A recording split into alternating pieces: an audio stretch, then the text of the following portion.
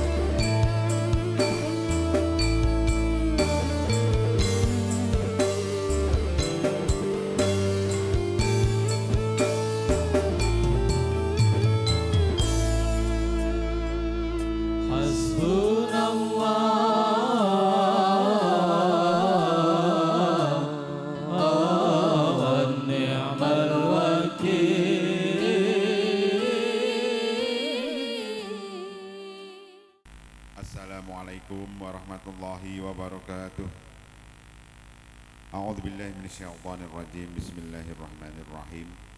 Alhamdulillahilladzi ahalla nikah wa harrama sifah. Asyhadu an la ilaha illallahul malikul haqqul mubin wa asyhadu anna sayyidina Muhammadan abduhu wa rasuluh. Arsalahu rahmatan lil alamin. Allahumma shalli ala sayyidina Muhammadin khatamil anbiya'i wal mursalin wa ala alihi wa sahbihi ajma'in. Amma ba'd. Panjenenganipun ingkang kinabekten para punden, para sepuh sepuh, para kiai alim ulama ingkang nasa kita dari dawuh saha pangandikanipun wonten ngasanipun Bapak Karyanto Tias keluarga sedaya Brand Agung wonten ing manggihan hormati, wonten ngasanipun Bapak Sujiono sedaya pengombyong penganten kakung kula hormati mboten kesupen pinanganten kalih inggih menika Yoga Bella dan Tio dan Mbak Miranti Aprilia yang berbahagia.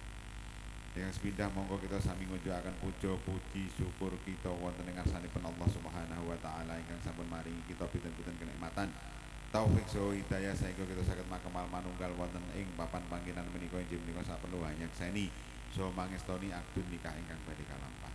Shalawat salam kunjuk wonten ing ngarsanipun Nabi Agung Muhammad sallallahu alaihi wasallam ingkang tansah kita tuku-tuku syafaatipun. Para rawuh ingkang kawula mulyakaken ing mriki kawula minangkani petugas pencernikan saking KUA Kecamatan Getasan dipun dampingi Bapak Yusuf inggih menika petugas dari Desa Manggihan. Tuan wonten ing mriki sepindhah inggih menika kanthi niatan silaturahmi angka kalihipun badhe melaksanakan tugas mencatat dan menyaksikan ijab kabul ingkang badhe kalaksana. Inggih menika antaranipun pinanganten kakung kaparingan asma Yoga Bella dan Tio kelahiran Muara Delang 30 Desember 96. Agama Islam, pekerjaan Tentara Nasional Indonesia, beralamat di Jalan Asrama Tangsi Bambu atas 10 RW 3 Gendongan. Yoga Bella dan Tio adalah anak dari Bapak Sujiono dan Ibu Triwidyawati.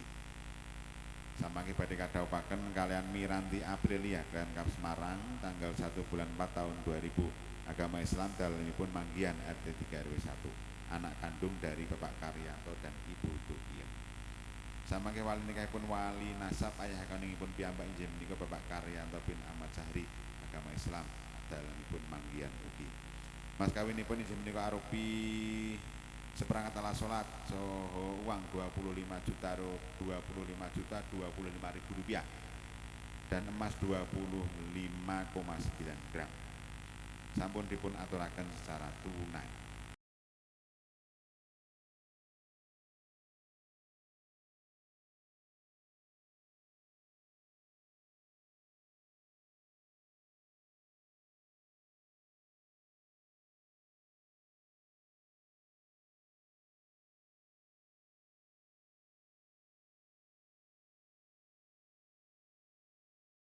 Jadi dumateng para saksi menawi mangke wonten ingkang klitu kawula napa Mas Yoga saged dipun emutaken kepada Mas Yoga Bella dan Tio dalam ijab kabul nanti selain dilafalkan dengan lisan monggo juga diniati dari dalam hati.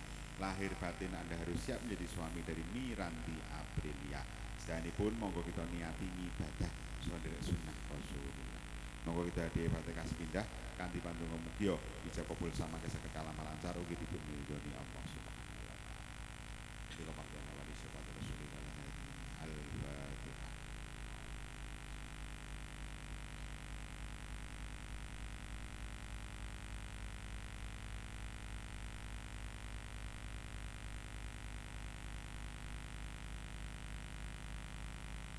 Assalamualaikum warahmatullahi wabarakatuh.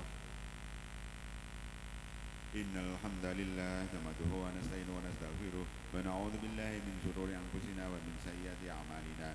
May yahdihillahu fala mudilla lahu wa may yudlil fala hadiya lahu. Wa asyhadu an la ilaha illallah wahdahu la syarika lahu wa asyhadu anna sayyidana Muhammadan abduhu wa rasuluh sallallahu alaihi wasallam wa ala alihi wa ashabihi. قال الله تعالى في كتابه الكريم أعوذ بالله من الشيطان الرجيم بسم الله الرحمن الرحيم يا أيها الذين آمنوا اتقوا الله حق تقاته ولا تموتن إلا وأنتم مسلمون. وقال تعالى يا أيها الناس اتقوا ربكم الذي خلقكم من نفس واحدة وخلق منها زوجها وبث منهما رجالا كثيرا ونساء واتقوا الله الذي تساءلون به والأرحام إن الله كان عليكم رقيبا. يا أيها الذين آمنوا اتقوا الله وقولوا قولا سديدا يصلح لكم أعمالكم ويغفر لكم ذنوبكم ومن يطع الله ورسوله فقد فاز فوزا عظيما. أما بعد فإن الأمور كلها بتلقي فيها ما يشاء ويهدي ما يريد لا مؤخر لما قدم ولا مقدم لما أخر ولا يسأل إثنان تلقون إلا بقدرين وقدرين وكتاب الله قد سبق وإن مما قد لقد خطبا yoga bilatan dia wa miranti aprilia ala sedekin kalau kuli hada wa sawjamin muslim sallallahu alaihi moga salam mau syahadat so istighfar asyhadu an la ilaha illallah wa asyhadu anna muhammadar rasulullah asyhadu an la ilaha illallah wa asyhadu anna muhammadar rasulullah asyhadu an la ilaha illallah wa asyhadu anna muhammadar rasulullah astaghfirullahal azim astaghfirullahal azim astaghfirullahal azim.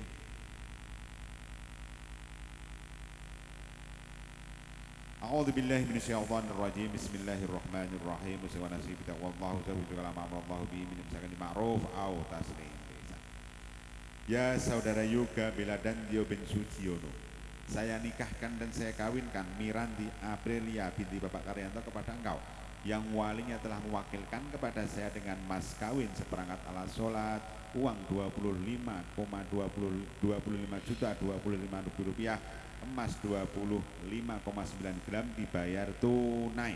Saya terima nikah dan kawinnya Miranti Aprilia binti Karyanto dengan mas kawin tersebut dibayar tunai.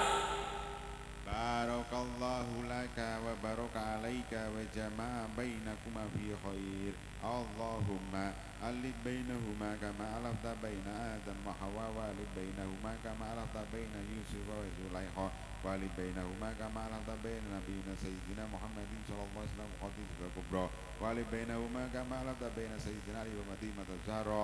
Rabbana hab lana min azwajina wa dhurriyyatina qurrata a'yun waj'alna lil muttaqina imama.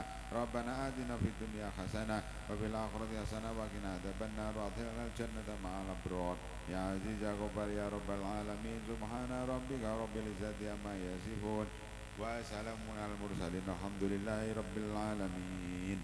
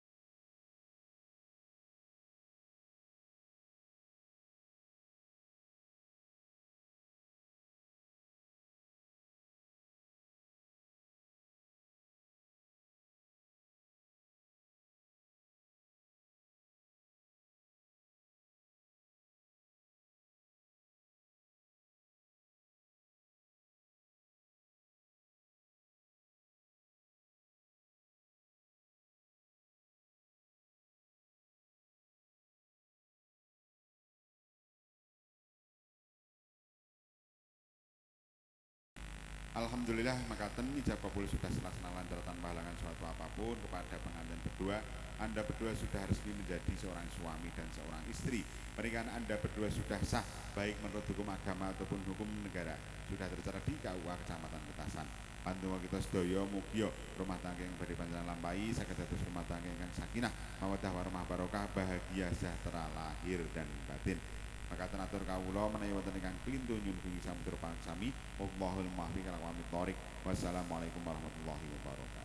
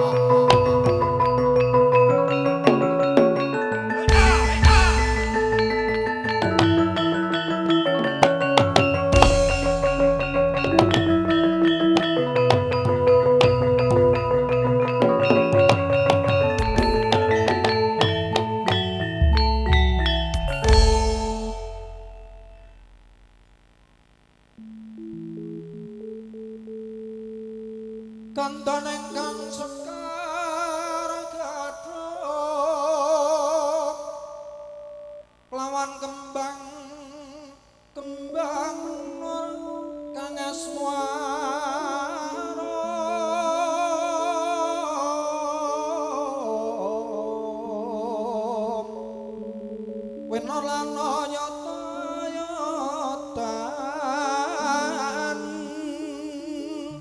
kate kusuma mangandharam barorku kusing dupa kangku melon kalon hawar mega lermembo bathara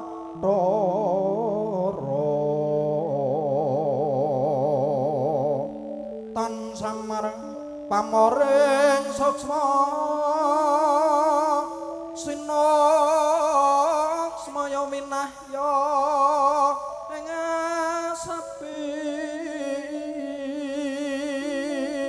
sinambentan langing kalbu pambukaning warana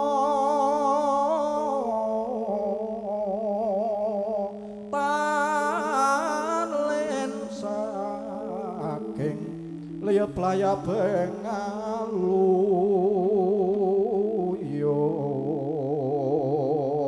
pindha petating supena sumusuping rasa jati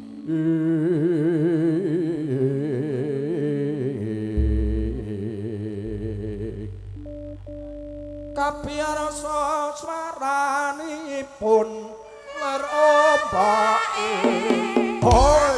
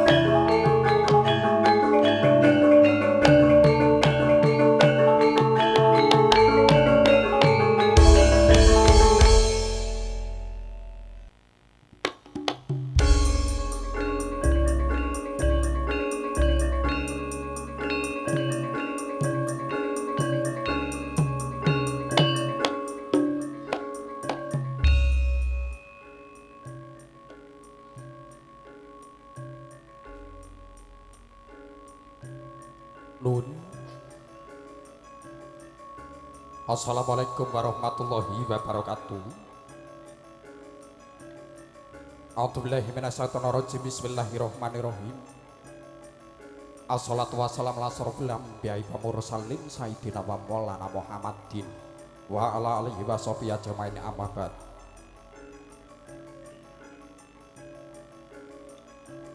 Mahardikin tiasih kamardikan. Mugi kepareng jiwangku kula lemah bengkaman tulur konigas wacana minyak ingkang samya wawan pangandikan. Pirangga jejare pambiyawur kinarya hamur wani lekasing sedaya wonten ing kalenggan mriku kanthi renggo manis. Manis arming pambudi. Pita-pitane panembah kang sinembah muga ngarsaning Gusti Allah kang Maha Mirah. Pita-pitane ngagani sadaya samya ngabekti wonten ngarsa Gusti Maha Suci. Matemah manunggaling para kawula mring Gusti Tra samya nyawiji. Wirantos agung kinurmatan nuwun kawula nuwun. Kunjungan karsanipun saking para pepundhen para sesepuh aji sepuh ingkang tansah anggo ngamestuti dhateng pepeyan ingkang utamin ingkang satudhat kinabektin. Ngarsanipun para pangemban-pangembating praja miwah satrene garing ketansah minangka pandam panduming para kawula dasing ingkang satudhat sinudarsana. Para sarjana prasujana-sujane budal kumanampi wahyuning kasutapen ingkang tansah bagya mulya. Nggih Brayat Agung Baraya Wirwiyata, Baraya Wiratantama. Para purna karya lapet projeng pahambek luhuring budi dharma. Kaca terkasanipun sagung para alim ulama, para kiai dalah para santri, para pandhita biku miwah biksuni. Ekaran tendal datan kandhatan sah sumanding kitab suci wahyuning ilah minangka panuntun dhateng kiblat ing panembah ingkang satudhat luhur ing pambudi. Lakula-laku tarkarsanipun para kadang warda muda tumaruna kinasih ingkang tansah kapiji menggah sih pakaryanipun ingkang pantes tampi salameta sinudarsana. Kaca tarkarsanipun para pinarak lenggah tamung undangan Kakung Sumawana Putri sepah miwahaning satudhat kinurmatan kanthi lembaran tapa pawiyuning budi rahayu saha miwah ngaturaken sewu agunging pangasoma. Mugi pinarang tiyang kawula ambuka wiwaraning suka penganing wicara munggo dwaraning kandha. Mradha awit saking keparingipun ingkang jumeneng amengku karsana inggih panjenenganipun Bapa Rajiman Karyanto utawi Bapa Resa. Ingkang kalenggan punika kepareng badhe ana tepi darmaning asepuh ngrakit Sekar Cempaka Mulya Mahargya Sutamiwaha Siwi sumedya andhaupaken atmaja kenyonipun ingkang pepangipun retnaning Dyah Ayung Miranti Aprilia. Atmaja kenya saking panjenenganipun Bapa Rajiman sekalian Ibu Tutiem ingkang pidhalam wonten ing dukuh manggihan laladan getasan. Sampun sinedya saha kajatu krami ugi kawiwuh saking panjenenganipun anak Mas Bagus Yoga Bella Dantio. Atmaja kakung saking panjenenganipun Bapa Sujiyono sekalian Ibu ingkang pidhalem wonten ing Kabupaten Merangin nderek wewengkon Jambi. Pramila wonten ing kalenggan punika panjenenganipun Bapa Resa. Nggih dumaweng wonten ing ari Raditya Cemengan utawi dinten Minggu Wage Surya kaping 12 Februari warsa 2023. Kepareng badhe nyuwun tambahing pangestu panjenengan sami. Lan ugi saking panjenenganipun Bapa ingkang amengku katup panjenenganipun Bapa Resa wonten ing kalenggan punika kepareng badhe animbali kula lumantar para kadang campur sariring kespus pularas ing mijil saking dusun mriya. Bareng badhe ngaturaken atur panglipur saha minyak sepining swasana wonten ing kalenggan punika. Menawi atur pambuka saking rasa kadang kepareng badhe ngasta waranggana ingkang medal menika cacah 200. Kepareng kunjung teng karsa panjenengan sedaya kanthi atur lelagon langgam gending jami campur sari sanes-sanesipun. Bila kejumenengaken Widyawati kita mijil saking kita Boyolali wonten pisanipun diajeng Sekti Puspalaras.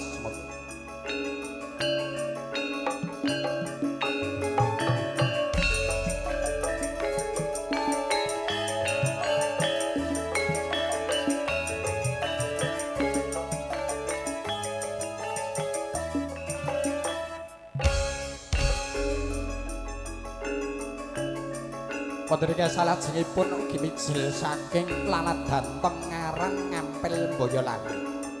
Wonten pisanipun diajeng Rita Puspanarasma. Iya.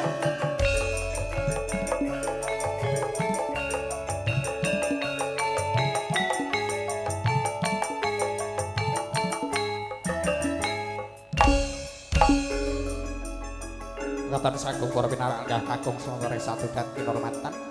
Mengatur panglipur saking kula sakadang lumantar puspa laras ingkang medal menika dipun pinengku dening papunden sepuluhan jaranipun Bapak Sulis. Oke, makarya sinarangan kalian sound system WIDW audio nggih. Menika derek makarya sinarangan kalian kula sakadang. Pramila ngaturaken sugeng pinarak lenggah kanthi mardu martikanipun kalih sinambi amirsani menggah atur panglipur saking kula sakadang lumantar puspa laras.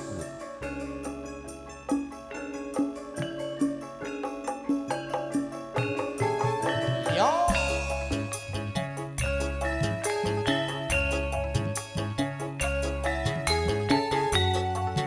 Asik keren.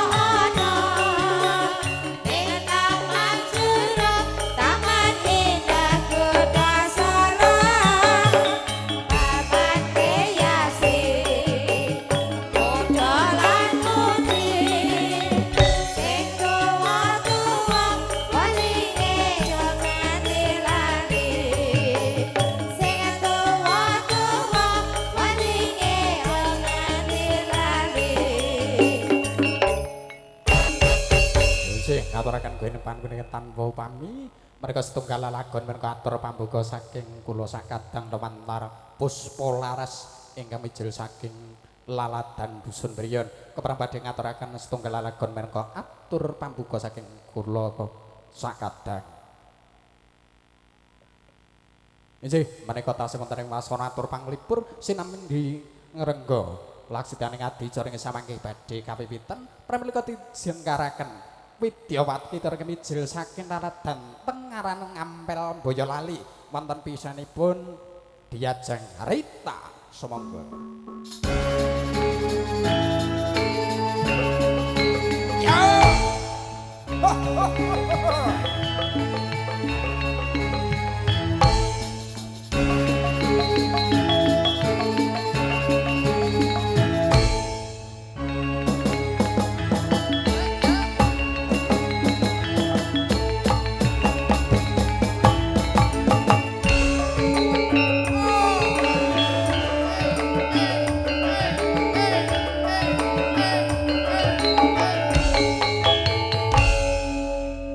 Ngaturaken wilujeng siang bungkap sonten nggih menika kula pantosipun menika Bu napa Mbak napa Oh niki pun tuwa iki Bu. oh wis tuwa to Lho kok mik Bu lho. sing tuwa apa Hai Aku jane wis tuwa Mas, ning aku ki menolak tua. oh berarti aku manggile tante Oh tante. nggih Tante-tante yang kegirangan. Wedal menika marak sowan wonten dalemipun panjenenganipun Bapak ingkang Hameku Gati Bapak Rajiman. Nggih. Nggih, derek Mang Ayu Bagya Mriki anggenipun. manggihanipun Mas. Nggih, Oh, manggihan. nggih. Sang menika makarya sesarengan Puspa Laras. Puspa Laras ugi sound system WE dhewe. ugi video syuting Heeh. Apa Mas? sahabat Sahabat. Mas Harta. Nah iya, wah jan jangkep tenan bengi iki. Anjir. Puspa Laras ing siang punika jan tak akoni elok tenan. Anjir, eloke piye Mas? Wah, yo jan serasi tenan. Yogane nom kabeh. Nom kabeh tur bagus-bagus kabeh. Bagus kabeh. Iya. Apa meneh iki Mas? Wah, iki dek nom bagus lho iki. Iya. Wah, tenan. Fotone ijeh. Ijeh tak simpen lho fotomu. Paling bagus dhewe. Tompel. Jaman Komplit. nom. Sing nggo blangkon ya ana. Sing gendungan ya ana. Sing sing gundulan yo. Sing nggo topeng gecel ya ana. Kok topeng lho? Kuwi Oh Kang oh Gia. gelo. Iya. Anjir. Nah iki Puspa Laras ki serong dina iki. Heeh. Rong dina. Ayo. Ya pangapurane ya Mas dek wingi aku ora iso tekan kene.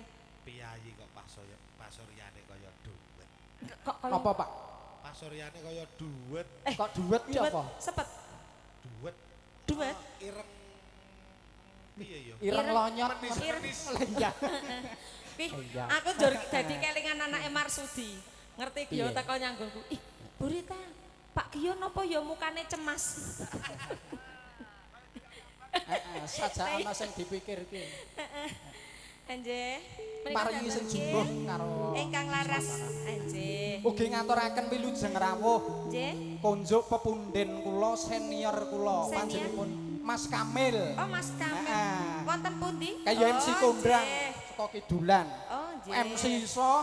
Oh, Wah iya. Oh, Mas Sembarang Kamil. iso kok Mas Kamil kete. Mas Kamil. Iya. Saiki Koncoku, Mas. ngadep video syuting. Oh. Pancen piyayine iki ubet. Ubet tenan. Sembarang iso. Sing ora iso mung siji. Apa? Jujur. Tenan. Oh nggih, menika sampun wonten pralampita bilih adicara kepareng badhe kawiwitan. Oh, ngoten. Nah, lha. Lah terus niki kula Nggih nganu, tante kula aturi kembali ke habitat riyen. Nggih. tante, ya anak gue. Ora salah.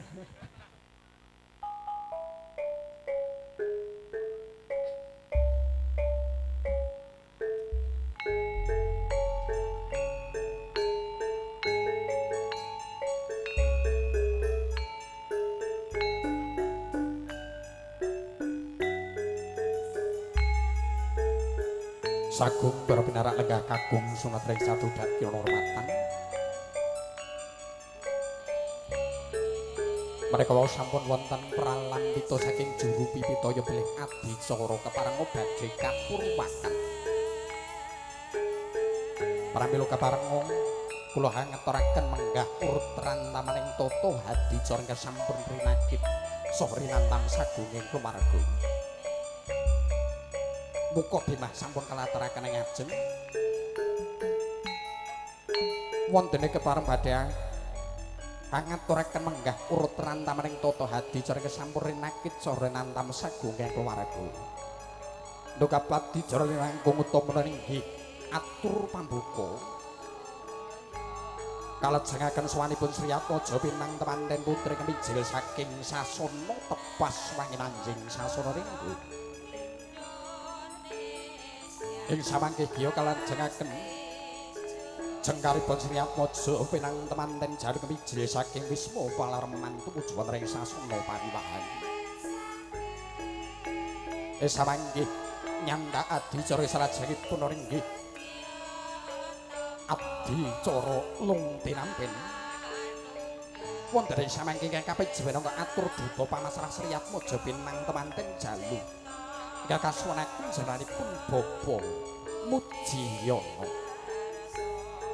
Paripurna samangke giya katampi sulih salira saking panjenenganipun Bapa ingkang hamagati nggih panjenenganipun Bapa Rajiman ingkang lumantar jenenganipun Bapa Partin. Samangke kepareng badhe ngaturaken menggah atur panampi.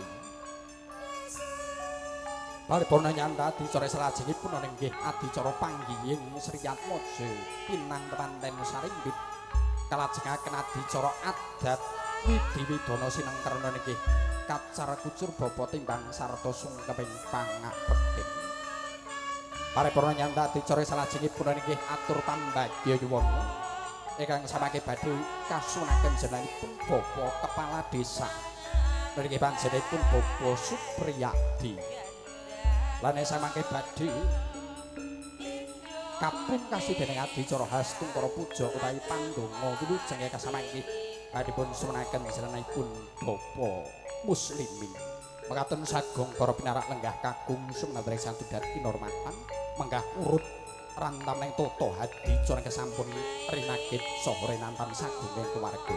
Pramana ngaturaken sugeng pinarak lenggah kanthi mardu martikane bekalih saha eja sekeca sarambai angrantu lasitaning adicara samangke badhe kapurwakan dumugi ngantos pungkasane paripurnaning adicara.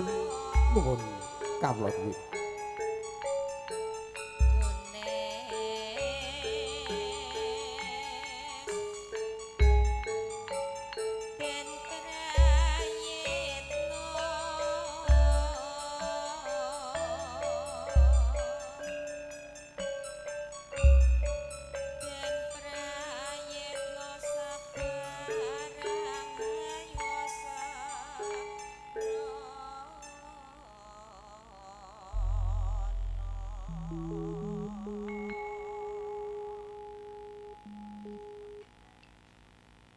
Mereka Sri Atmaja pinang temanten putri sampun kepareng tumuju wonten sasana pawiwahan.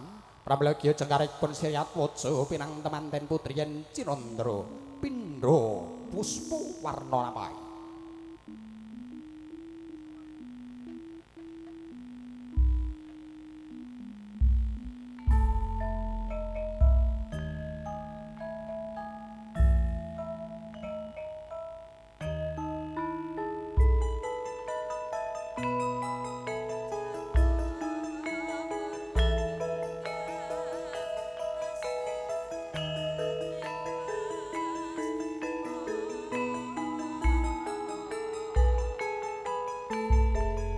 Paloka lakoning lekas lukita lenuteng kidung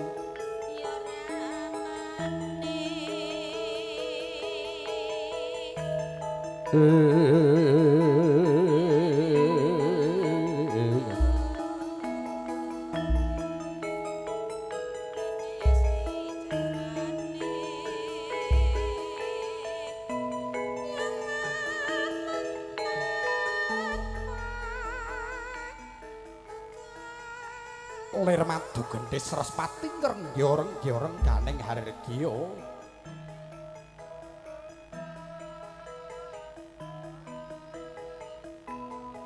Panyayah lelanganku sumembanjaran sari sanglir madu bronto kang wis ngkrasuk busane kang sampun indahing warna.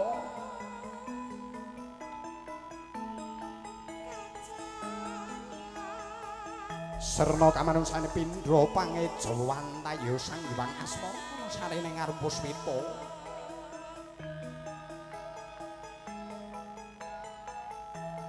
Mangkono pratundha nyarira jodho wahyuning jodho kang samya hanjening prasasat kadi Nalendra mudha kang arswa jengkarah ngedhaton.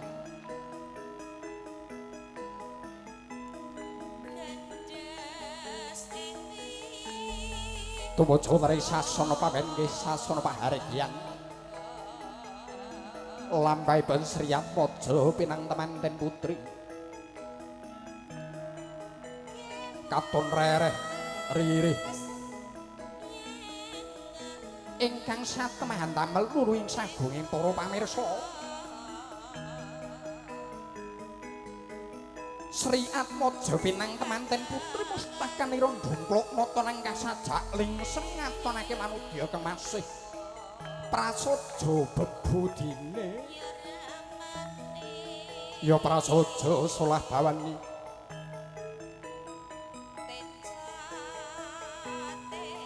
dasar Sri Atmaja pinangtemanten putri tuhu mustika wanita indang jati. Tekun panembahi mring Gusti Bekti Trisna mring sesami.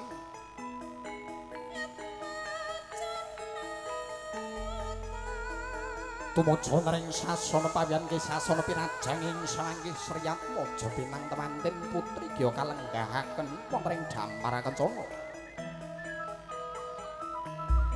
Lenggah anggana rares saprangrantu laksitaning satria merdeka dados handringa.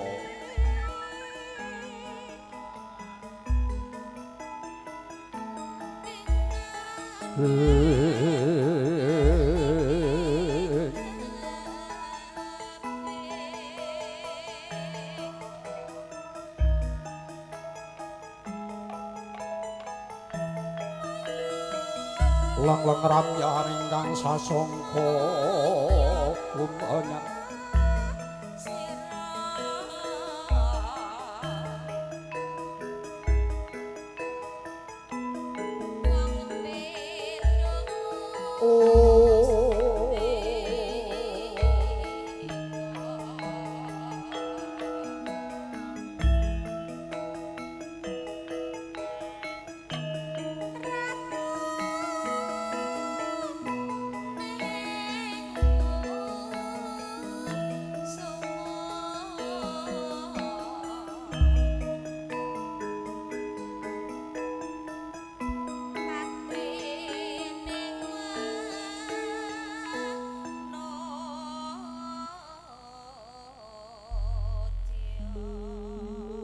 sampulakah anggara rares maring Dampar Kencana inggih sasana pinajang Sri Atmaja pinangtemanten putri. Daya-daya Gya kajengkaraken Sri Atmaja pinangtemanten jaruk mijil saking Wisma Palarman tumuju ing sasana pawiwahan. Jengkar Sri Atmaja pinangtemanten jaluyan Cinandra mugi wilujeng lampahe.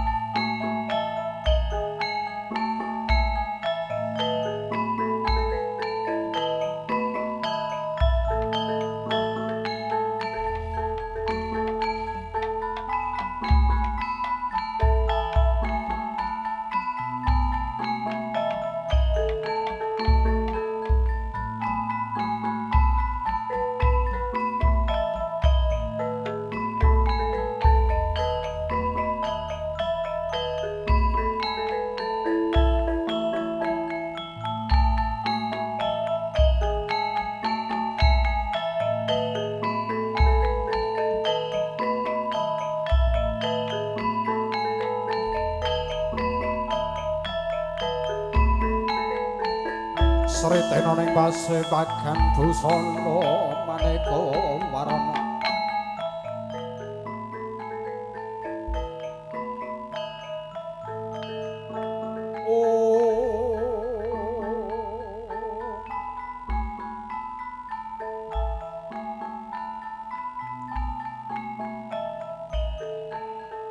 menyerang Sang Prabu kentar-kentar pina seganda weda sumurak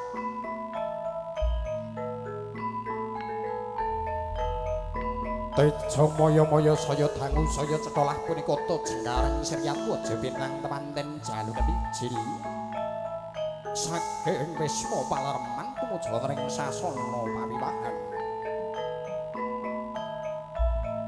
katon agem kuluk karigara angin bubusananing Sri Nalendra Muda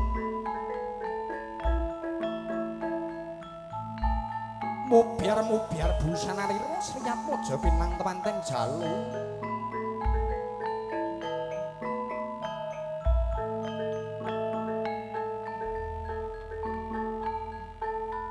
dasar Sriyat Waja pinang temanten jalu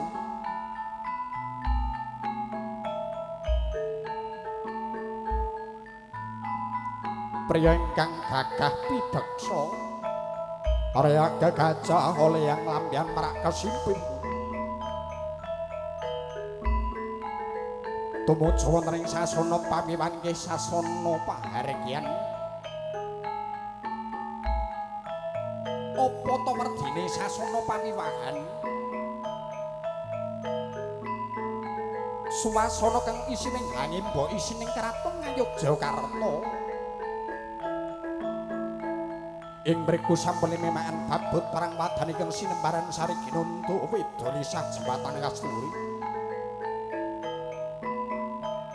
hayap para budaya sari manggung ketanggung sami ngampil bocara nata banyak dalang sapunggaling kacumas duwi punggo kang sawarekna imbal kanthi lir mandyara gotumi wasresaning pananggilan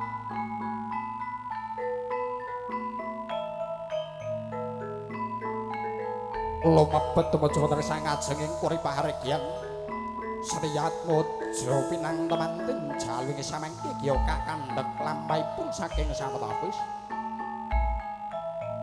menangka nindakan adicara kesalajengipun